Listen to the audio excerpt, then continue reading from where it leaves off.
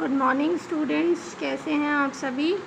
आज हम 8th class में जो है वीडियो नंबर 4 साइंस का कंटिन्यू कर रहे हैं।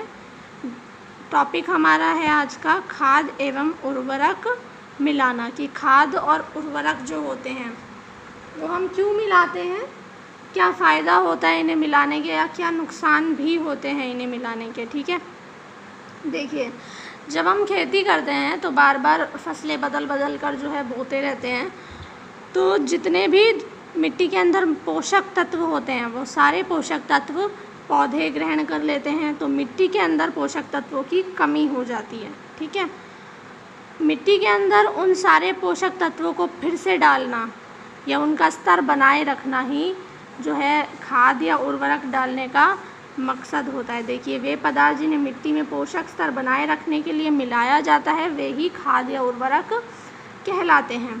ठीक है, देखिए मिट्टी फसल को खनिज प्रदान करती है। जो आपकी फसल है वो मिट्टी से ही लेगी ना खनिज। ये पोषक तत्व पौधों की बढ़ोतरी के लिए ज़रूरी होते हैं। कुछ क्षेत्र में किसान खेत में से एक के बाद एक दूसरी फसल उगाते रहते हैं, खेत कभी भी खाली नहीं रहते हैं। ठीक है, तो मिट्टी के अंदर पोषक तत्वों की क्या हो जाएगी, कमी हो जाएगी। ठीक है, मिट्टी में लगातार फसलों के उगने से कुछ पोषक तत्वों की कमी हो जाती है, और इस कमी को पूरा करने के लिए, इस कमी की भरपाई करने के लिए किसान क्या करते हैं, खेतों में खाद डालते हैं।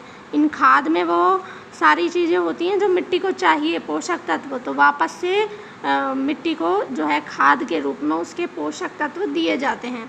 इसी प्रक्रम को कहते हैं हम खाद देना। ठीक है, अपर्याप्त खाद देने से पौधे कमज़ोर हो जाते हैं। अगर आप पूरी तरीके से खाद नहीं देंगे, अच्छी तरीके से पोषक तत्व नहीं देंगे, तो धीरे धीरे पौधे भी जो हैं वो कमज़ोर होने लग जाएंगे। खाद एक कार्बनिक पदार्थ है, कार्बनिक यानी कि एक जैविक पदार्थ है जो पौधों और जंतुओं के अपशिष्ट से प्राप्त होती है। देखिए पौधों के अवशिष्ट और जंतुओं के अपशिष्ट, जंतुओं के अपशिष्ट में सड़े गले मरे जीव जंतुओं के अवशेष या उनका जो अपशिष्ट पदार्थ होता है, और पौधे जो सड़ी गली पत्तियां होती हैं जो उनके अवशेष रह जाते हैं, उन्हीं से मिलकर के जो है ना एक कार्बनिक जैविक पदार्थ बनता है, उसी को खाद कहते हैं।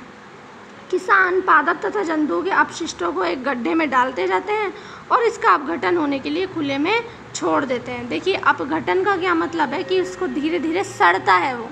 ठीक है, धीरे धीरे जब वो सड़ने लगेगा तो अपघटन हो जाएगा। कैसे होता है अपघटन, देखिए आप कोई भी ख़राब चीज़, अपशिष्ट चीज़ खुले में डाल दें तो उसमें धीरे धीरे क्या हो जाएगा, कीड़े पड़ने लग जाएंगे छोटे छोटे। ऐसे ही अपघटन जो है वो सूक्ष्म जीव करने लगते हैं, उसे जो है सड़ाने का काम करते हैं। ये अपघटित पदार्थ जो है खाद कहलाता है एक तरीके से, कि अपघटित जो सड़ने के बाद जो चीज़ आपके लिए प्राप्त होगी वहाँ वो ही खाद होती है। देखिए आपने 6th क्लास में वर्मी कंपोस्टिंग और केंचुए द्वारा, देखिए आपने केंचुआ भी एक सूक्ष्म जीव होता है, आप अपशिष्ट पदार्थों पर केंचुए छोड़ दीजिए, वो जब रेंगते हैं ठीक है उसके ऊपर, तो धीरे धीरे उसका अपघटन करके उसे सड़ा देते हैं, और वही सड़ा हुआ रूप जो है खाद होता है।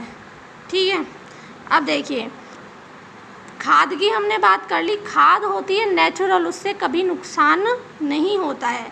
लेकिन अब हम बात करेंगे उर्वरक की। ठीक है, उर्वरक एक रासायनिक पदार्थ है जो विशेष पोषक तत्वों से बने होते हैं।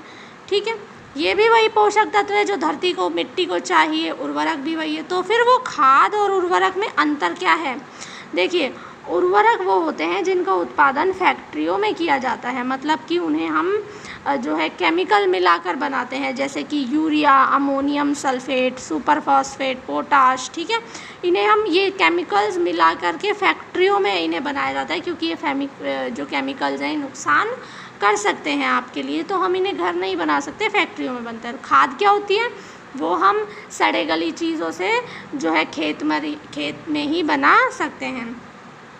इनके इस्तेमाल से किसानों को गेहूँ, धान, मक्का जैसी फसलों की अच्छी उपज प्राप्त करने में मदद मिलती है। देखिए उर्वरक जो होता है ज़्यादा कामगार होता है, इसको डालने से खेतों में गेहूँ जो है अच्छा होता है, धान अच्छा होता है, लेकिन इसमें जो है एक कमी भी है कि इसका अत्यधिक आप इस्तेमाल कर लेना, अधिक फसल के लालच में जो है आप इसका ज़्यादा इस्तेमाल कर ले तो धीरे धीरे क्या करता है, मिट्टी की उर्वरता कम करता है, यानी मिट्टी का जो उपजाऊपन है उसे कम करता है, मिट्टी को बंजर बनाना जो है शुरू कर देता है।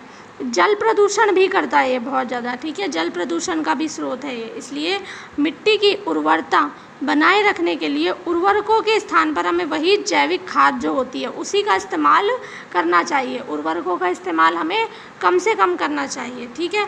और एक चीज़ और कि जब भी आप 2 फसलों के बीच में कुछ उगाए बिना उसे छोड़ दें खेत को, यानी कि आपने कोई एक फसल बो दी तो अब उसके कटते ही आप दूसरी फसल ना बोएं, उसको कुछ दिन के लिए खाली छोड़ देना चाहिए ताकि मिट्टी जो है अपने जैविक तत्व वापस से प्राप्त कर सके, ठीक है। देखिए, खाद के इस्तेमाल से मिट्टी के गठन और जल अवशोषण की क्षमता में भी वृद्धि होती है। देखिए, क्यों कह रहे हैं कि बार बार खाद ही उपयोग में लें, उर्वरक नहीं, क्योंकि जब आप खाद डालेंगे तो मिट्टी क्या हो जाएगी, उसका गठन हो जाएगा, मतलब मिट्टी जो है इकट्ठे रहने की क्षमता ज़्यादा होगी और उसमें जल जो है ज़्यादा से ज़्यादा अवशोषित हो सकता है, यानी वो जल को सोख सकती है, उसकी वृद्धि होती है, ठीक है। और मिट्टी में सभी पोषक तत्वों की प्रतिपूर्ति भी हो जाती है और खाद से सारे पोषक तत्व मिट्टी को मिल जाते हैं। देखिए, फसल चक्रण, इसे देखते हैं क्या है ये। फसल चक्रण मिट्टी के पोषक तत्वों की प्रतिपूर्ति का एक अन्य तरीका है। क्या होता है फसल चक्रण, देख लेते हैं। एक फसल के बाद खेत में दूसरी किस्म की फसल एकांतर क्रम में उगाकर किया जा सकता है। एकांतर क्रम में उगाकर फसलें कैसे बोई जाती हैं इसे समझ लेते हैं। जैसे पहले उत्तर भारत में किसान जो है फलीदार चारा एक ऋतु में उगाते थे और गेहूँ दूसरी ऋतु में। इससे क्या होता था, मिट्टी में नाइट्रोजन फिर से पूर्ति होती रहती थी, ठीक है। यानी कि एक ऋतु में एक जो है फसल उगाओ और दूसरी ऋतु में दूसरी फसल उगाओ। ये फिक्स कर लो कि इस ऋतु में यही उगानी है और दूसरी ऋतु आते ही हमें चेंज कर देनी है। तो इस तरीके से जो है नाइट्रोजन की जो है पूर्ति आराम से की जा सकती है, ठीक है। क्यों, और फलीदार जो हमने अभी कहा कि गेहूं के साथ साथ एक फलीदार चारा जो है वो किसान ज़रूर उगाते हैं। तो हमने पिछली क्लास में नाइट्रोजन के लिए एक बैक्टीरिया पढ़ा था, राइजोबियम बैक्टीरिया, जो कि हम कह रहे थे कि जो धान की या फली जो चारा होता है उसकी जो फसल होती है उसकी जड़ों में गुठलियाँ सी पड़ जाती हैं। वो गुठलियाँ राइजोबियम बैक्टीरिया से हो पड़ती हैं और ये पौधों की जड़ों में ग्रंथि की तरह होती है और वायुमंडल में नाइट्रोजन का स्थिरीकरण करती है और इससे मिट्टी अच्छी होती है, जिसके बाद आप फिर गेहूँ उगाएंगे तो गेहूँ बहुत अच्छा होगा, ठीक है। अब आप खाद के जो है ना लाभ देख लीजिए, ठीक है। अब हमसे अगर पूछा जाए खाद जो है उर्वरक से ज़्यादा अच्छी क्यों है, तो इन सब कारण से देखिए ये नोट्स भी हैं आपके कि खाद के क्या लाभ होते हैं। मिट्टी की जल ग्रहण क्षमता बढ़ती है, मिट्टी भुरभुरी और रंध्र यानी कि बिल्कुल जो है फोसरी मिट्टी हो जाती है, बिल्कुल भंगुर हो जाती है, जिससे गैस विनिमय हो जाता है ना। लाभदायी जीवाणु जो होते हैं, जो हमारे काम के जीवाणु होते हैं, उनमें वृद्धि होती है और उर्वरता में भी वृद्धि होती है, यानी उर्वरता में भी मिट्टी की कोई कमी नहीं आती है, ठीक है। तो ये खाद और उर्वरक के बीच अंतर और खाद के लाभ के बारे में हमने आज पढ़ा। अगला हमारा टॉपिक रहेगा सिंचाई, जो हम नेक्स्ट क्लास में पढ़ेंगे। तब तक के लिए इसके नोट्स बनाइए और इसे याद करते रहिए। Thank you.